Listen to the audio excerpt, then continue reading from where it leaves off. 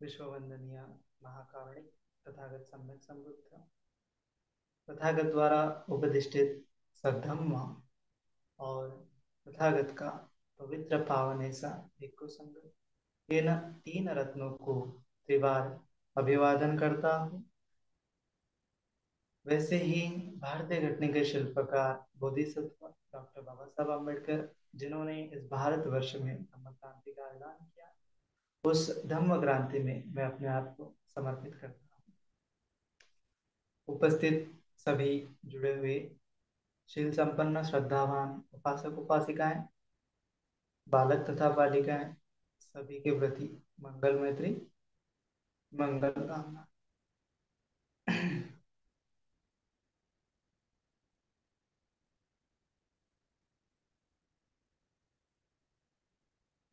तो जैसा कि हम सभी साधना करने वाले लोग हैं,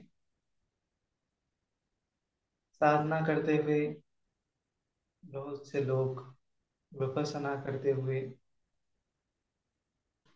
उनको अलग अलग प्रकार के अनुभव आते हैं, अलग अलग प्रकार की अनुभूतियां आती है। तो ये सभी अनुभूतियां वेदना के साथ उत्पन्न होती है। अलग अलग प्रकार की वेदना आती है, सुखा वेदना, दुखा वेदना, असुखा अदुखा वेदना, सौमनस्य वेदना, दोमनस्य वेदना, उपेक्षा वेदना।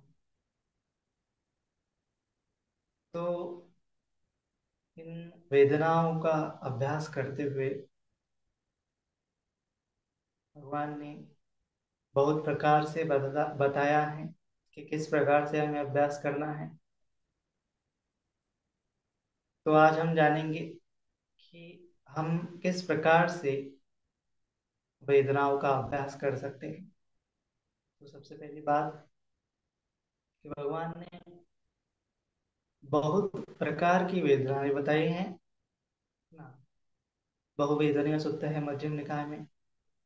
तो भगवान ने बताया है कि तीन प्रकार की वेदना भी हो सकती है, दो प्रकार की वेदना भी हो सकती है, कायिक वेदना, मानसिक वेदना, इस प्रकार से भी हो सकती है। कायिक वेदना में तीन प्रकार, मानसिक वेदना में तीन प्रकार, इस प्रकार से छह प्रकार की भी हो सकती है। इंद्रियों के स्पर्श और अनुशय, इंद्रियों के विषय और मन की वेदना, इस प्रकार से 18 प्रकार की वेदना हो सकती है।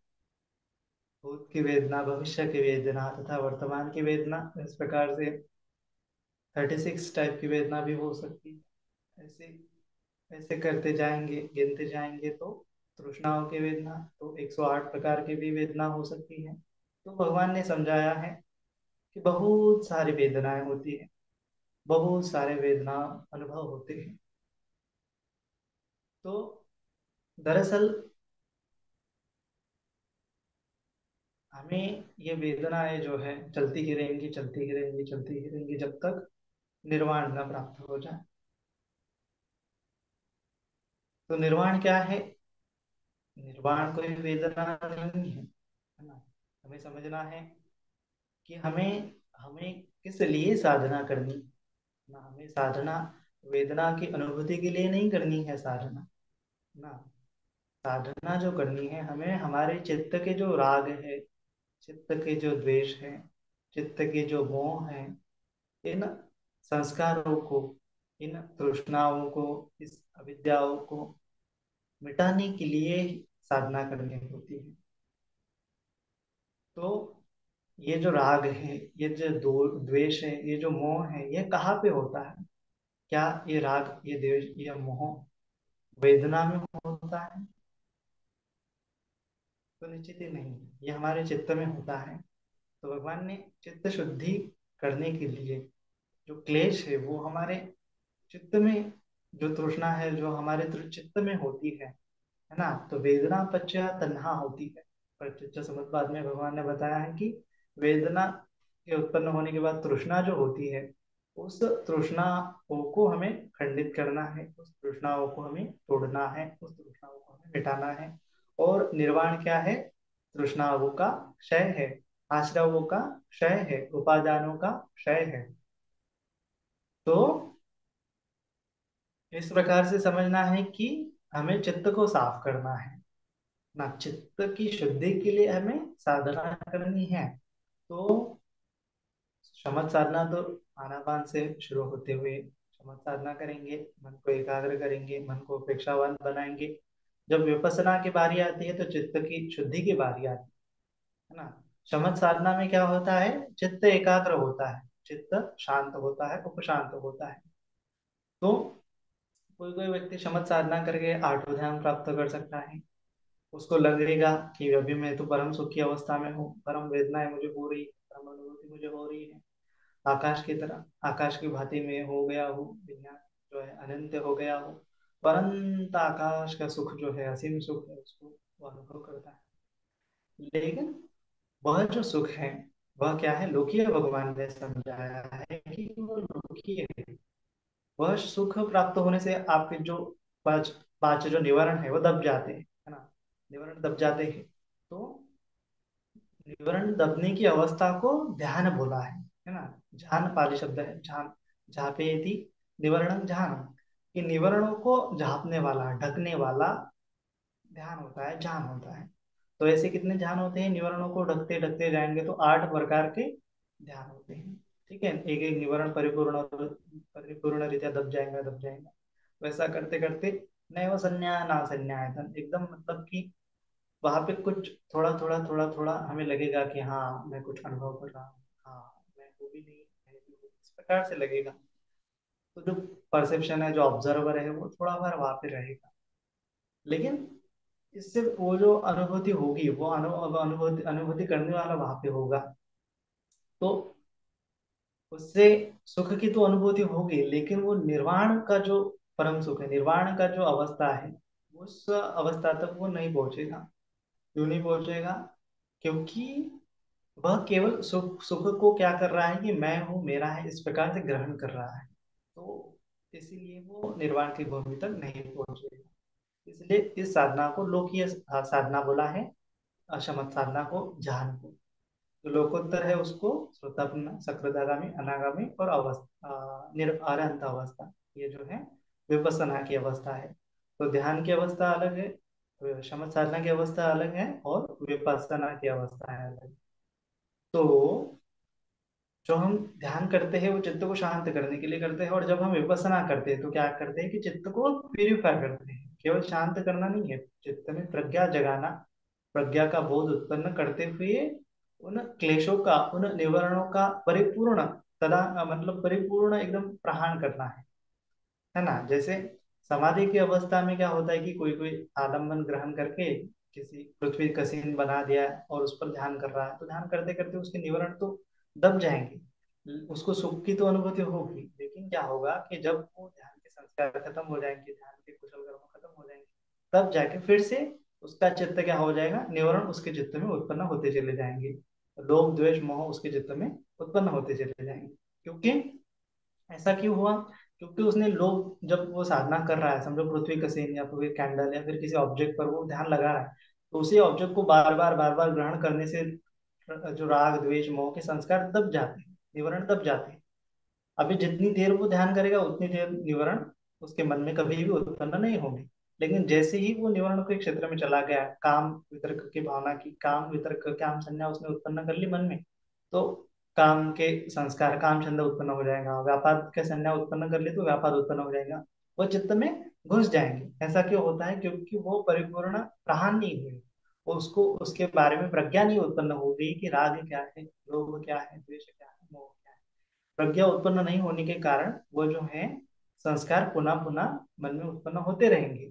तो कितना भी ध्यान करने से, आड़ ध्यान करने से भी कोई व्यक्ति मुक्त नहीं होता है।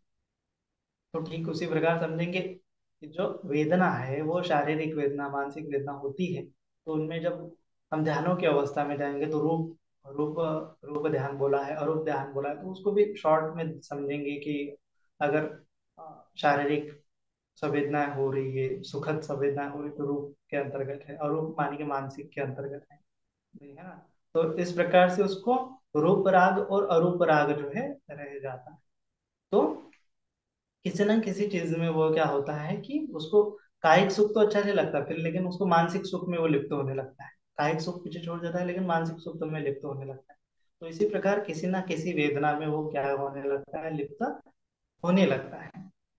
तो इसीलिए और आर्ट पे ध्यान तक जाएंगे तो परम परम मतलब बहुत सारे, उसको ऐसा लगेगा कि मैं बहुत बड़ा हो गया, मैं मतलब पूरा स्पेस के जैसा हो गया, अनंत अनंत आकाश की असीम सुख उसको होगा। लेकिन वो भी क्या होगा, लोकीय होगा। तो इस अर्थ में लोकीय क्यों है, क्योंकि वो सुख का उपभोग कर रहा है। क्यों उपभोग कर रहा है, क्योंकि वह क्या करेगा कि ये जो सुख है जो मुझे हो रहा है, इस प्रकार से भावना करने से क्या हो जाएगा, वह कभी उस सुख से बाहर नहीं आ पाएगा, कभी वो सुख से परे की अवस्था, लोकोत्तर अवस्था तक नहीं पहुंचेगा, है ना। तो वेदनाओं का यही खेल है कि अगर हम वेदनाओं को देखते जाएंगे तो कुछ नहीं होने वाला है। तो क्या क्या देखना है हमें, चित्त के मैल को देखना है ना। वेदना क्या है, वेदना मात्र एक टूल है ना, वेदना मात्र टूल है।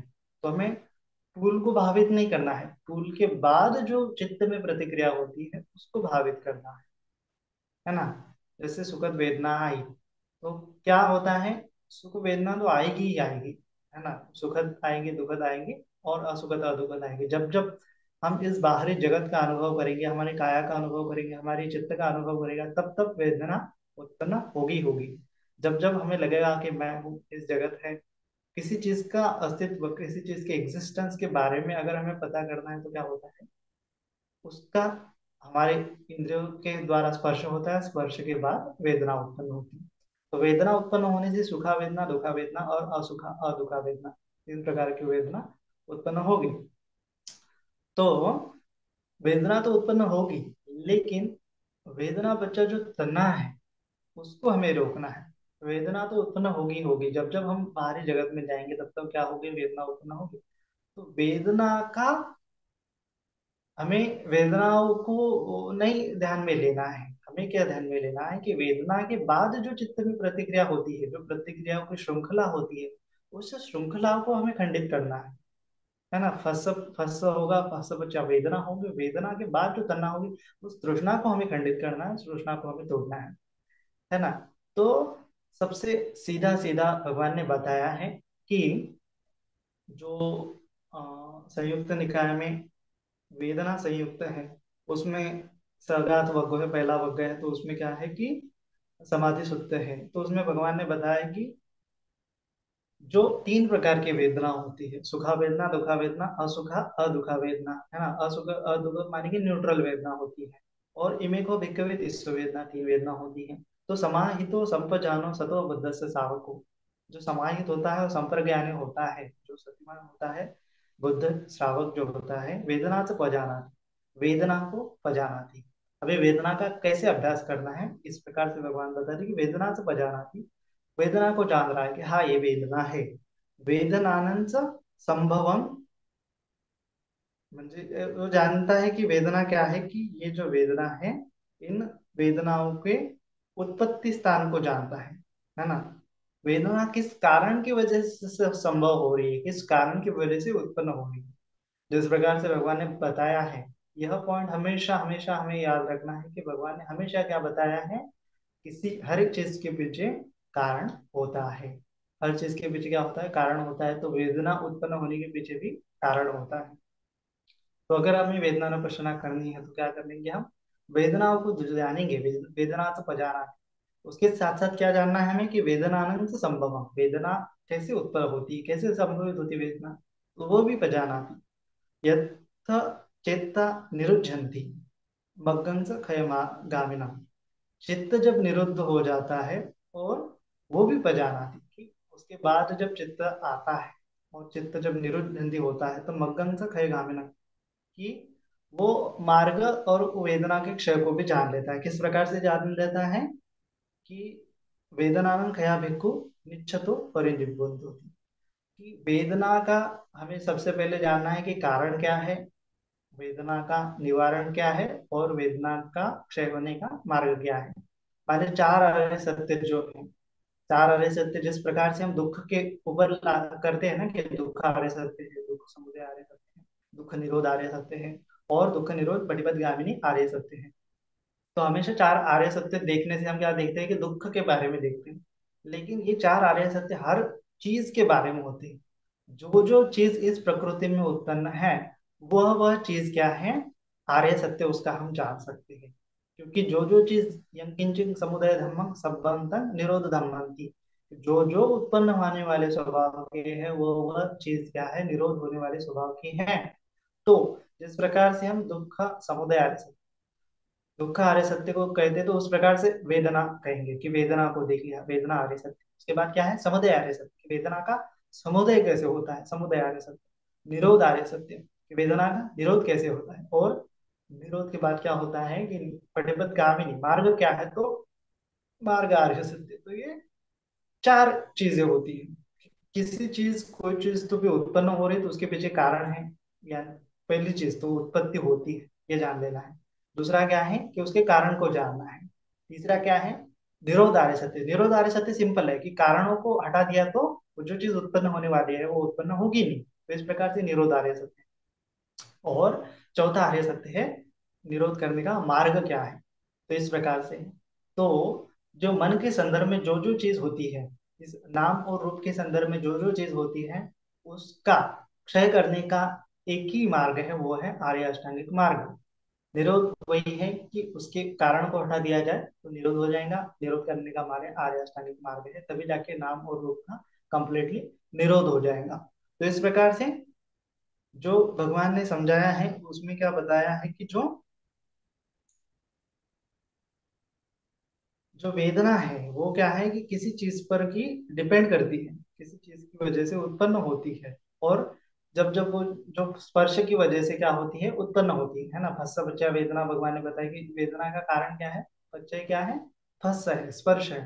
तो चक्षु से चक्षु स्पर्श होता है, रूप का है ना, और चक्षु का स्पर्श होता है, कान का और ध्वनि का स्पर्श होता है, नाक का और गंध का स्पर्श होता है, जीभ का और रस का स्पर्श होता है, और काय का, त्वचा का और पोटक भाग, ये स्पर्श होता है। हाथ किसी ऑब्जेक्ट का स्पर्श होता है, तो तब तब क्या होता है, वेदना उत्पन्न होती है। चक्षु वेदना है, श्रोत वेदना है, घ्राण वेदना है, जिह्वा वेदना है, काया वेदना है। उसी प्रकार से मन भी इंद्रिय है। मन जब किसी धर्म को ग्रहण करता है तब भी वेदना होती है। तो मनोवेदना, ये छह प्रकार की वेदना उत्पन्न होती है। तो इस प्रकार से छह प्रकार की वेदना उत्पन्न हो गई। तो वेदना का कारण क्या हमने जान लिया है, स्पर्श है। और वेदना उत्पन्न हो गई है। अभी वेदना का निवारण क्या होगा कि उस स्पर्श को हटा दिया जाए, तो क्या हो जाएगा, वहां पे वेदना उत्पन्न होगी ही नहीं, है ना। जिस प्रकार का स्पर्श हमें हो रहा है उस स्पर्श को अगर हमने हटा दिया जाए तो क्या हो जाएगा कि वहां पे वेदना उत्पन्न होगी नहीं। तो यही क्या है, वेदना का निरोध है ना। तो इस प्रकार से विरोध भी होता है। तो हमें, ये तो बहुत सूक्ष्म है कि आप किसी स्पर्श को जानेंगे, स्पर्श तो बहुत मतलब सूक्ष्म सूक्ष्म चीज है, लेकिन वेदना जानेंगे। हमें क्या करना है कि वेदना जानकर वेदना के पीछे जो तृष्णा उत्पन्न होती है, वे तृष्णा को हमें खत्म करना है। तो भगवान ने समझाया कि जब जब हमारे शरीर पर सुखा वेदना आती है तब तब क्या करते हैं हम, राग राग जताते हैं, आसक्ति आसक्ति होती है, चाहिए चाहिए चाहिए। यही क्या है, राग अनुशय, रागानुशया। इसको बोलते हैं राग का अनुशय। अनुशय माने कि चाहिए का भाव, जो भावना होती है राग की भावना, रागानुशय। उसके बाद जब दुख संवेदना आई थी तो क्या होती है कि पटिघानुशय, द्वेष की भावना, नहीं चाहिए का भाव उत्पन्न होता है। और असुखन अदुखन आएगी तो मोह की भाव, उसको पता ही नहीं, अविद्या का भाव वहां पे उत्पन्न होता है। तो ये तीन तृष्णा, रागानुशय, द्वेषानुशय और मोहानुशय, या फिर अविज्ञानुशय, तो ये तीन अनुशय हैं, यही तीन तृष्णा है। इन तृष्णा को हमें क्या करना है, खत्म करना है। भगवान ने समझाया कि इसको खत्म कैसे करना है। तो सिंपल सी बात है कि सुखम वेदना मानस, सुखम वेदना मानस, जब वेदना उत्पन्न होती है, वेदना अपजानतो, वेदना अपजानतो सो रागानुसयो होती अनिसरण दस्सिनो। जब वो वेदना को अपजानती, मैं हूँ, मेरी है ना, मेरी आत्मा है, इस प्रकार से जब जानता है, तब तब क्या होता है, रागानुशय होता है कि वो उसमें लिप्त होने लगता है। सुखा वेदना आई, उसके पीछे एक चित्त आता है, क्योंकि है ना, ये जो चित्त उत्पत्ति के पीछे का कारण होता है वेदना, संज्ञा, संस्कार, विज्ञान। पहले वेदना उत्पन्न होती है, उसके बाद संज्ञा आती है, फिर उसके बाद संस्कार आता है, और उसके बाद विज्ञान आता है ना। तो ये क्या है, नाम है ना। ये मानस के चार खंड है। तो जब जब वेदना आती है तब तब क्या होती है, वहां पे संज्ञा होती है। तो ये अपजानती कि मैं हूँ, मेरी है, सुख जो है, सुखा वेदना है, तो रागानुशय अपजानती, मेरा है, मेरा है। संज्ञा होने से, मैं हूँ, मेरा है, ऐसे संज्ञा होने से फिर संस्कार, और चाहिए और चाहिए और चाहिए, हाँ उसमें लिप्त होने लगता है, ये संस्कार है। तो इस प्रकार से वो विन्यास से जानता है। तो यही सेम जो है उसके साथ होता है दुखा वेदना आई। तो दुखा वेदना आई तो क्या होता है कि दुखं वेदनं मानस वेदनं अपजानतो पटिकानुसयो होती अनिसरण दर्शनो। जब दुखद वेदना आई तो मैं मेरी मुझे दुख हो रहा है ना, वो जानता है कि मुझे दुख हो रहा है, अब जानती मैं हूँ, है ना, मेरी है और मुझे नहीं चाहिए। मैं मेरे का भाव जब जब जागेगा तब अब जानाती कहाँ है, तो उसको ही क्या कहेंगे, संज्ञा कहेंगे कि मैं हूँ मेरी है, और उसके बाद संस्कार बनाएगा, मैं हूँ मेरी है, मैं हूँ मेरी है, तो हो गया मुझे नहीं चाहिए, मुझे नहीं चाहिए, पठिक पठिक निर्माण करेगा कि नहीं चाहिए नहीं चाहिए नहीं चाहिए। तो ऐसा पठिकानुसय होती अनिसरण दर्शन, कि वह कभी भी उसके सार को नहीं देख पाएगा, वेदना के सार को नहीं देख पाएगा। जब जब सुख आता है तब तब राग व्यक्त करता है, तो वो कभी सार को नहीं देख पाएगा। जब जब दुख आता है मैं मेरे मानता है और पठिक को उत्पन्न करता है, तो वह कभी भी वह सार को नहीं देख पाएगा, उसमें प्रज्ञा जो है कभी भी डेवलप नहीं कर पाएगा, है ना। तो भगवान ने बताया है कि अभी असुखम अदुखम आएंगी तो क्या होता है, अदुखम असुखम संतन घोरीपन्नी न देशितम तन चापि अभिनंदति नेव दुखा पमुच्यति। कि जिस प्रकार से अदुखम असुखम जो होती है न्यूट्रल वेदना होती है वो तो शांत होती है, लेकिन भगवान ने जिस प्रकार से बताया है उस प्रकार से वो नहीं करता है। भगवान ने बताया कि उसमें अभिनंदन नहीं करना है, लेकिन वो उसमें अभिनंदन करता है कि हाँ मुझे ये अनुभव हो रहा है। मैं मेरे का भाव जब जब वहां पे मैं मेरे का भाव ऑब्जर्वर रहेगा तब तक क्या हो जाएगा, नैव दुखा पमुच्यति, आप दुख से कभी भी बाहर नहीं आ पाएंगे, है ना। तो इस प्रकार से हमें क्या करना है, यतो च भिक्खु आतापि संपजन्नं न रिज्जति ततो सो वेदना सब्बा परिजानाति पंडितो, है ना। वेदना सो वेदना परिज्ञानं दिठे धम्मे अनासयो काय से वेदा धम्म संख्या नोपीति वेदो। कि जो जब जब आता भी संप्रजान होकर उसको मैं मेरे का भाव उत्पन्न नहीं करना है। जब जब मैं मेरे का भाव उत्पन्न करेगा तब तब क्या हो जाएगा, वो रागानुसय द्वेषानुसय परिणानुसय और अविद्यानुसय को बनाता चला जाएगा, बनाता चला जाएगा, तृष्णा बढ़ती बढ़ती जाएगी। तो वेदना के बाद जो मैं मेरी की अनुभूति होती है चित्त में, मुझे वेदना हो रही, चित्त जहाँ पे किलमिश हो जाता है, चित्त जहाँ पे चंचल बेचैन होता है, दुखा वेदना आई तो, सुखा वेदना आई तो उसमें रस लेने लगता है, आसक्त होने लगता है, तो वो कभी भी उस वेदना के क्षेत्र को परे नहीं जा सकता। वेदना के परे जाना मतलब क्या है कि वेदना का निरोध जानना। वेदना के परे जाना मतलब क्या है कि वेदना के आस्वाद को जानना, वेदना के आदिनव को जानना, वेदना के समुदय को जानना, वेदना के अर्थंगमों को जानना और निस्सरण को जानना। ये पांच चीजें हमेशा होती है।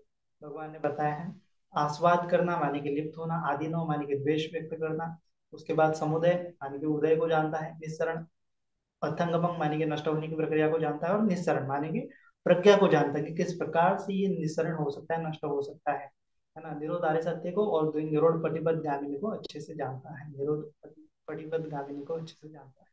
तो जब जब वेदना आती है तो उसके पीछे एक चित्त उत्पन्न होता है, और वो जानता है कि मैं हूँ, मेरा है, मुझे चाहिए मुझे नहीं चाहिए, मैं मेरे का अभाव। तब तब क्या होता है, दुख ही दुख होता है ना। तब तब क्या होता है कि नीव दुख पहुंचे, दुख से कभी भी बाहर नहीं आ सकते। तो इसीलिए हमें सुखा वेदना आई तो भी जानना है कि उसको मैं नहीं हूँ, मेरे नहीं है, अनात्म की भावना करना है। जब जब हम अनात्म की भावना करेंगे तभी क्या होगा, सभी दुखों का प्रहार होता चला जाएगा। क्योंकि ये जो अनुशय है, मान अनुशय है ना, सबसे लास्ट सेकंड लास्ट होता है, मान के बाद अविद्या होती है, 10 अनुशय में से 9वां अनुशय मान होता है, और अविद्या अनुशय, ये दो अनुशय होते हैं। मान कैसे उत्पन्न होता है ये हम नहीं जान पाते, और मान कैसे खत्म होता है ये भी नहीं जान पाने के कारण अविद्या रहती ही रहती है। जब जब मान रहेगा तब तक अविद्या रहेगी, परिपूर्ण अविद्या खत्म नहीं होगी, है ना। तो अविद्या क्या है कि मैं मेरे का भाव, किसी चीज में मैं मेरे का भाव मानना, चाहे वो क्या है, चक्षु से देखा रूप हो, चाहे वो चक्षु हो, चक्षु से उत्पन्न स्पर्श हो, स्पर्श से उत्पन्न वेदना हो, वेदना के बाद संज्ञा हो, संज्ञा के बाद विज्ञान हो, संस्कार हो, संस्कार के बाद विज्ञान हो, ये नाम रूप हो किसी चीज में, या फिर मन हो, मन से धर्म, धर्म हो, धर्म जो मन ने पकड़ा है, उसके बाद स्पर्श हुआ, मनोस्पर्श, वेदना उत्पन्न हुई, उसको मैं मेरा मानता है।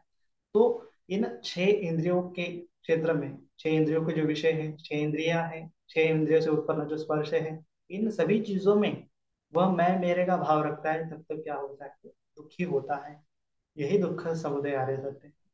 और जब जब वो मैं मेरे का भाव नहीं रखेगा, अनात्म भाव दिखेगा कि अरे इसमें तो मैं नहीं हूँ, मैं मेरा कुछ भी नहीं है, ये तो सब अनित्य है। जब जब मैं मानता हूँ तब तक दुख होता है। तो अनित्य का बोध हो जाएगा, क्षणभंगुरता का बोध हो जाएगा। दुख का मतलब कि जब जब मैं इसको मैं मेरा मानता हूँ तब तक दुख होता है, दुख को जान पाएगा। और अनात्म है ना, मैं मेरे का भाव नहीं रखता है ऐसा अनुभव वो करता है, अनात्म का अनुभव करता है, तब यह क्या होता है कि निरोध होता चला जाता है। और निरोध होने से क्या होता है कि सब दुखा बहुमुच्यते, पूरा वेदना का निरोध होता है, संज्ञा का निरोध होता है। तो अल्टीमेटली हमें जो चित्त मचल रहा है उसको क्या करना है, शांत करना है। कैसे शांत करना है कि उसमें सुखा वेदना आई तो चित्त जब मचल जाएगा तब तक उसको शांत करना है। हमें वेदना का अभ्यास नहीं करना है, वेदना के पीछे जो चित्त होता है, वेदना के बाद जो चित्त उत्पन्न होता है उसमें देखना है। उस चित्त में जो उत्पन्न हो रहा है तृष्णा, उसको देखना है कि हाँ राग व्यक्त होगा, मैं मेरे का भाव उत्पन्न हुआ तो मुझे सुख हो रहा है। दुखद वेदना आई तो द्वेष का भाव हुआ, मुझे दुख हो रहा है, मुझे मैं जो है वहां पे कायम है। तो मैं वहां पे कायम होने के कारण क्या होता है कि वो तृष्णा के अनुशय बनते चले जाते हैं, अविद्या के अनुशय बनते चले जाते हैं। तो इसीलिए ना तो सुख आए तो उसको मैं मेरा समझना है ना, मुझे सुख हो रहा है ऐसा कभी नहीं मानना चाहिए, मुझे दुख हो रहा है ऐसा कभी नहीं जानना चाहिए, है ना। मानने की बात नहीं, जानने की बात है। ऐसा जब जानेंगे तभी वो क्या है, अनात्म भाव है। तो इस प्रकार से ये चित्त जब जब हाँ अनात्म भाव पुष्ट होता चला जाएगा तब तक चित्त किसी भी चीज में लिप्त नहीं हो जाएगा, है ना। किसी भी चीज में लिप्त हुआ तो जानेगा अरे ये दुख है ना, अरे ये दुख है, अरे ये दुख उत्पन्न होने वाला है। भले ही वो सुखा वेदना को पकड़ेगा लेकिन जानेगा कि ये सुखा वेदना अनित्य है, मैं इसको पकड़े हुआ हूँ। और वो पकड़ जाने के बाद क्या हो जाएगा, ये तो देर सवेर नष्ट होने वाली है, तो मैं सुख को भी अनुभव नहीं कर पा, मतलब कुछ देर बाद तो ये खत्म हो जाएंगे तो मैं कौन से सुख को अनुभव करूँ। इसीलिए वो सुख को भी त्यागता है। तो इसीलिए निरोधार्य सत्य क्या है कि अशेष विराग निरोध हो, चाहे वो पटी निसर्ग हो मुक्ति अनादय हो। कि अशेष विराग, विराग माने कि लिप्त नहीं होता है ना। थोड़ा सा भी उसमें उसके चित्त में विराग नहीं रहता, राग आसक्त होने की भावना नहीं रहती, अशेष विराग, विराग करता है। सुखा वेदना है विराग करता है, दुखा वेदना है विराग करता है उसमें, है ना। जैसे मानव चित्त क्या होता है कि वेदना उत्पन्न हुई तो ऐसे पकड़ता है, तो पकड़ रहा है तो क्या करता है कि आसक्त होता है, चाहिए चाहिए चाहिए, रागानुशय। द्वेषानुशय में अपने दुख वेदना है तो क्या है कि नहीं चाहिए नहीं चाहिए, मतलब उसको पकड़ के ही वो नहीं चाहिए नहीं चाहिए दूर लौटने की भावना करता है कि मुझे नहीं चाहिए तो मैं, ये बहुत ये है अनुशय बहुत खतरनाक है। जो मैं के कारण ही हमें पुनः पुनः पुनः पुनः इस संसार में जन्म ग्रहण करना पड़ता है। तो ये मैं मेरे का भाव, मुझे सुख हो रहा है, मुझे दुख हो रहा है, मुझे असुखद अद्भुत भावना आ रही, तो मैं रहेगा तो उसमें निश्चित ही तौर पर रागानुशय जगाएगा, पटिघानुशय जगाएगा, मोहानुशय अविद्यानुशय जगाएगा। तो तृष्णा कभी खंडित नहीं होने वाली। तो हमें उस वेदना आई तो उसमें क्या करना है, विराग माने चित्त को फ्री करना है, रिलीज करना है। तो सुखा वेदना आई मैं मेरा है ऐसा जान रहा है, हाँ अब मैं मेरी जान रहा हूँ तो उसको रिलीज करना है माइंड से, है ना। वेदना के बाद जो माइंड होता है, वेदना के बाद जो चित्त होता है, चित्त को ऐसे रिलीज कर देना है, सुखा वेदना चली जाएंगी। अशेष विराग, विराग हो जाएगा तो क्या हो जाएगा, निरोध, निरोध हो जाएगा। वेदना अपने आप देर सवेर खत्म हो जाएंगी, है ना। कौन सी भी वेदना हो, सुखा वेदना हो, दुखा वेदना हो, असुखा अदुखा, तो उसमें ऐसे माइंड ने ऐसे उसको रिलीज कर दिया, मैं मेरी नहीं जाना, मैं मेरी का भाव उसमें से हटा दिया, विराग कर दिया, तो क्या हो जाएगा, वो वेदना क्या हो जाएगी, कोलैप्स हो जाएगी। क्योंकि चित्त ने वेदना को पकड़ा हुआ है इसीलिए हमें दुख हो रहा है, चित्त ने वेदना को पकड़ा है इसीलिए हमें सुख हो रहा है, चित्त ने वेदना को पकड़ा है इसीलिए हमें शांति का अनुभव हो रहा है। लेकिन जब जब चित्त इसको छोड़ेगा तब क्या हो जाएगा, वो वेदना खत्म हो जाएगी, सुखा दुखा न्यूट्रल वेदना। तो क्या हो जाएगा, उस वेदना का निरोध होता चला जाएगा, शेष विराग निरोध हो, त्याग हो, यही त्याग है, उसको छोड़ना ही त्याग है, वेदना को छोड़ना ही त्याग है। अशेष विराग निरोध हो, त्याग हो, मुक्ति। अभी यहाँ पे मुक्त कौन हो गया, चित्त मुक्त हो गया। किससे मुक्त हो गया, इन वेदनाओं के प्रपंच से, वेदनाओं के उत्पन्न होने वाले रागानुशय पटिगानुशय मोहानुशय अविद्यानुशय से मुक्त हो गया। अशेष विराग निरोध चाकु पटी निसर्ग मुक्ति, है ना। मुक्त हो गया। पटी निसर्ग, प्रति निसर्ग मानिए उसका बार बार रस लेने का भाव, बार बार नहीं चाहिए ऐसा भाव, है ना। ये उसके विपरीत भाव उत्पन्न करता है ना। सुख है तो वो भी उसमें न्यूट्रल रहता है, लिप्त नहीं होता है, दुख है तो भी न्यूट्रल रहता है, लिप्त नहीं होता है। तो इस कारण मुक्ति की अवस्था में जाता है। अशेष विराग निरोध त्यागो पड़े सबको मुक्ति अनालय। अनालय माने कि चित्त में कौन सा भी आलय नहीं पकड़ता, कौन सा भी आलम्बन नहीं पकड़ता। नहीं पकड़ता माने कि क्या है कि जब जब वो जानेगा कि आलम्बन आ रहा है, चाहे वो रूप से आ रहा है, चाहे वो कान से आ रहा है, चाहे वो नाक से आ रहा है, चाहे वो जीभ से आ रहा है, चाहे वो स्पर्श हो रहा है, चाहे वो मन में भी कोई विचार आ रहा है ना, तब भी उसमें वो नहीं पकड़ेगा, है ना, तो उसको क्या कर देगा, छोड़ लेगा, छोड़ देगा, उसमें आलय ग्रहण नहीं करेगा। तो यही क्या है, अशेष विराग निरोधो जागो पढ़िए सबको मुक्ति अनालय। यही क्या है, निरोध आर्य सत्य। किसी भी चीज का निरोध हम इसी प्रकार से कर सकते हैं। जब जब चित्त का और बाह्य जगत का संबंध होता है तब तब हमें उसको रिलीज करना है। मैं नहीं हूँ, मेरी नहीं है, ऐसा भाव करके उसको रिलीज करना है, छोड़ देना है। क्योंकि जब जब मैं मेरा का भाव मानूंगा तब तक मुझे दुख होगा ही होगा। चाहे वो कितना भी सुखद है, वो देर से देर नष्ट होने वाला है ना। भगवान ने सुखा वेदना के आस्वाद को जानने, आस्वाद सुखा वेदना के आधीनों को जानने के लिए बोला है। हालांकि सुखा वेदना भी किसी कारण की वजह से आई है। तो जब वो कारण खत्म हो जाएगा तो अपने आप वो सुखा वेदना भी खत्म हो जाएंगी। दुखा वेदना भी किसी कारण की वजह से आई है। तो जब जब वो दुखा वेदना का कारण खत्म हो जाएगा तो दुखा वेदना खत्म हो जाएगी। तो इस प्रकार से हमें सुखा वेदना है तो उसके आदिनव को जानना है कि ये देर से बड़ी देर खत्म होने वाली है। दुखा वेदना है तो उसके आदिनव को जानना है कि ये देर से बड़ी देर खत्म होने वाली है। असुखद अदुखद आए तो उसके भी आदिनव को जानना है कि ये देर से बड़ी देर खत्म होने वाली है। तो मैं मेरे का भाव रखूंगा तब तक क्या हो जाएगा, लिप्त हो जाऊंगा तो दुख ही दुख दुख ही दुख दुख दुख होगा। तो इसीलिए भगवान ने वेदना को दुख बोला है। ये जो शरीर है उसको दुख बोला है, ये जो मन है उसको दुख बोला है, ये नाम जो रूप है उसको दुख बोला है, जो पंच उपादान स्कंदा है संकित कई न पंच उपादान का दुखा। ये पंच उपादान क्या है ना। भगवान ने ये नहीं बोला कि पंच स्कंदा दुखा, पंच उपादान स्कंदा दुख। उपादान क्या है उसमें, कि मैं मेरे का भाव, काया के प्रति, इंद्रियों के प्रति मैं मेरे का भाव, वेदना के प्रति मैं मेरे का भाव, संज्ञा के प्रति मैं मेरे का भाव, संस्कार के प्रति मैं मेरे का भाव, विज्ञान के प्रति मैं मेरे का भाव, इस नाम रूप के प्रति मैं मेरे का भाव, किसी भी आलम्बन के प्रति मैं मेरे का भाव जगाएगा तो उसमें आलय ग्रहण करेगा, मैं मेरे का भाव जगाएगा तो उपादान बनेगा। तो ये उपादान ही हमें क्या करता है, दुख का कारण होता है। तो इस उपादान को अगर हटा दिया तो ना तो उपादान बचा भाव होगा, ना तो भाव बचा जाति। तो ये जाति क्षीणा हो जाएंगे, नष्ट हो जाएंगे, जन्म मृत्यु की प्रक्रिया खत्म हो जाएगी। तो इस प्रकार से उपादान का अर्थ है मैं मेरा का भाव है। वो जब जब उत्पन्न होगा तो उसको हटाना है, अनात्म का भाव करना है ना। अनात्म का भाव करते हुए त्याग का भाव करना है। जो जो चित्त ग्रहण कर रहा है उसको त्यागते जाओ, त्यागते जाओ, त्यागते जाओ, है ना। तो उस प्रकार से हम त्याग से प्रथम ध्यान में भी उत्पन्न हो गया तो उसका त्याग करते हुए द्वितीय ध्यान उत्पन्न हो जाएगा, उसका त्याग कर लिया तो तृतीय ध्यान, उसका त्याग कर लिया तो चतुर्थ ध्यान, उसका त्याग कर लिया तो पांचवा ध्यान, छठा ध्यान, उसके बाद उसका त्याग कर लिया सातवां ध्यान, उसका त्याग कर लिया आठवां ध्यान, उसका भी त्याग कर लिया तो निरोध समापत्ति की अवस्था आ जाए। फिर निरोध समापत्ति के बाद निर्वाण की अवस्था। तो इस प्रकार से किसी भी आलम्बन में चित्त को लिप्त नहीं होने देना है, ग्रहण नहीं करने देना है। और चित्त के आलम्बन ग्रहण करने के स्वभाव को ही हमें डेवलप करना है।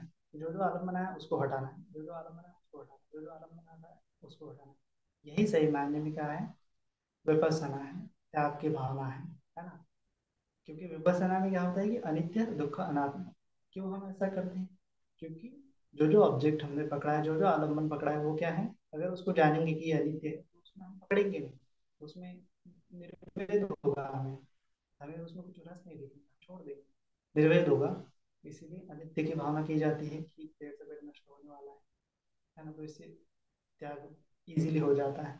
दुख जान लिया कि जब जब मैं मेरा का भाव करता हूँ तब तक दुख होता है, ऐसा जान लिया तो इजीली हम त्याग कर पाते हैं। और अनात्म का भाव कि हाँ ये अनात्म है, एक चीज को अनात्म जान लिया तो दूसरी चीज को भी अनात्म, काया को अनात्म जान लिया, उसके बाद वेदना को अनात्म जान लिया, उसके बाद चित्ता को अनात्म जान लिया, और ब्रह्मा को भी अनात्म जान लिया, सभी चीजों को अनात्म जान लिया।